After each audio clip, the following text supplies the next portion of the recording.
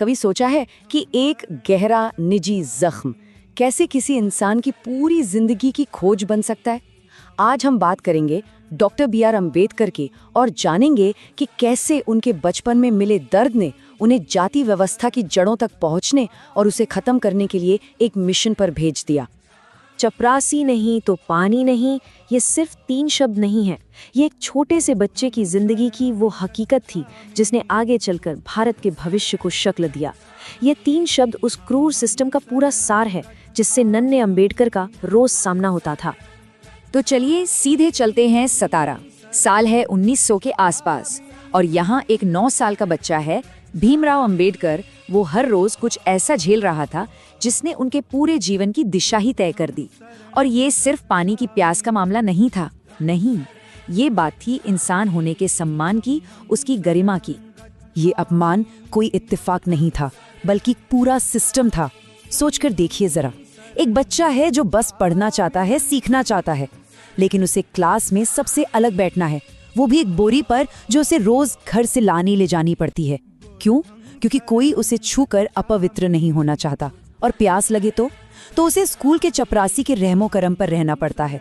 वो आएगा, ऊपर से पानी डालेगा तो ही प्यास बुझेगी, और अगर चपरासी छुट्टी पे है तो बस पूरा दिन प्यासे रहो।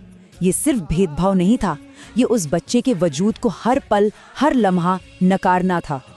और फिर वो बैलगाड़ी वाली घटना, सोचिए एक बच्चे के दिल पर क्या गुजरी होगी। अपने पिता से मिलने जा रहे हैं और गाड़ीवान को जैसे ही उनकी जाति पता चलती है, वो उन्हें गाड़ी से ऐसे बाहर फेंक देता है जैसे वो कोई कचरा हो। और आगे जाने की शर्त क्या थी? 2 गुना किराया दो, और गाड़ी भी खुद चला, सिर्फ इसलिए कि वो एक अछूत जाति में पैदा हुए थे। उस रात जब उन्हें पीने के लिए एक बूंद पानी तक नहीं मिला, उस नन्हे भीमराव ने एक कड़वा सच सीखा कि इस समाज में उसकी जिंदगी की कीमत एक पानी के मटके से भी कम थी।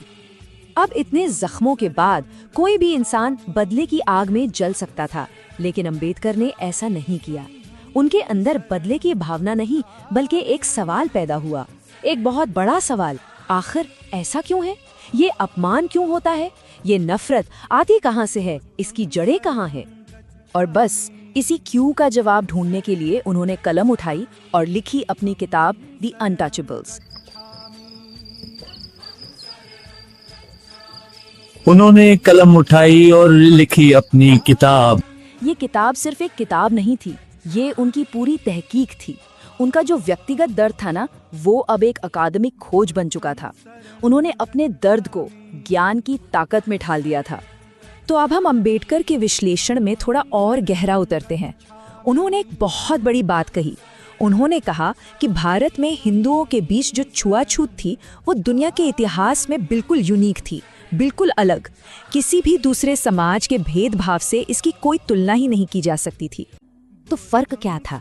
देखिए, दुनिया के बाकी पुराने समाजों में अशुद्धता या इम्प्योरिटी एक टेम्पररी चीज होती थी।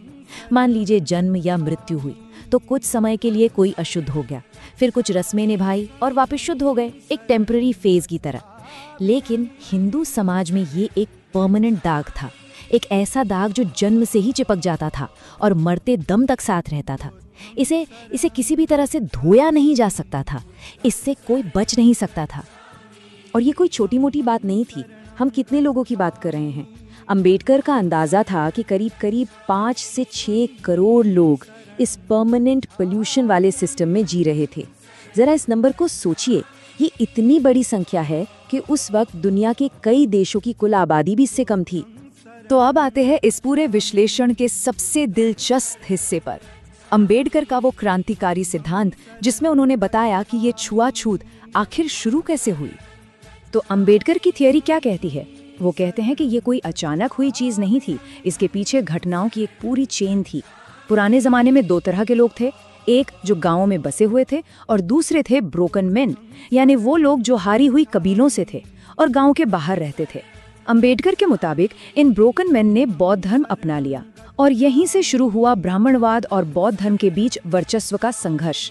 अब जनता को अपनी तरफ खींचने के लिए ब्राह्मणों ने एक बड़ा दांव खेला। उन्होंने गाय को पवित्र घोषित कर दिया। अब जो बौद्ध ब्रोकन मेन थे, उन्होंने तो गोमांस खाना बंद नहीं किया और बस उन्हें धर्म विरोधी, अपवित्र करार दे दिया गया और वो हमेशा के लिए अछूत बन गए। और यहीं पर समझने वाली बात है, जब गाय पवित्र हो गई तो गोमांस खाना सिर्फ खान पान का मामला नहीं रहा, नहीं, ये एक धार्मिक उल्लंघन बन गया, एक सैक्रिलेज। और जब गुनाह इतना बड़ा, इतना धार्मिक हो, तो उसकी सजा भी तो वैसी होगी ना। सजा थी परमानेंट सोशल बॉयकॉट, समाज से हमेशा हमेशा के लिए बाहर। बस यहीं से अंबेडकर के मुताबिक अस्पृश्यता की नींव रखी गई। तो चलिए अब कहानी का घेरा पूरा करते हैं। हम वापस वहीं आते हैं जहां से शुरू किया था, उस प्यासे बच्चे के पास, और देखते हैं कि कैसे वही बच्चा बड़ा होकर एक ऐसा विद्वान बना जिसने इस पूरी जहरीली व्यवस्था के जड़ों को खोदकर दुनिया के सामने रख दिया। ये शब्द खुद डॉक्टर अंबेडकर के हैं, उनकी किताब की भूमिका से। वो हिंदू सभ्यता को शायद ही सभ्यता कहा जा सकता है। यह व्यवस्था तो इंसान को ही कुचल देती है, बंधनों के सिवा इसमें कुछ नहीं। आप इन शब्दों में सिर्फ गुस्सा नहीं बल्कि एक गहरा दर्द महसूस कर सकते हैं, एक नैतिक पीड़ा। ये उस विद्वान का निचोड़ था जिसने अपनी पूरी जिंदगी उस सिस्टम का जहर पिया था जिसकी वो अपने ज्ञान से चीर फाड़ कर रहा था। तो आखिर में हम क्या देखते हैं कि उनका जो काम था, उनकी जो स्कॉलरशिप थी, वो महज कोई एकेडमिक एक्सरसाइज नहीं थी। नहीं, ये तो अपमान की आग में तपकर निकला मुक्ति का एक हथियार था। उन्होंने अपने सारे ज्ञान का इस्तेमाल उस अन्याय की परतें उधेड़ने में किया जिसे उन्होंने बचपन से महसूस किया था, ताकि आने वाली पीढ़ियां वो सब न झेलें जो उन्होंने झेला था।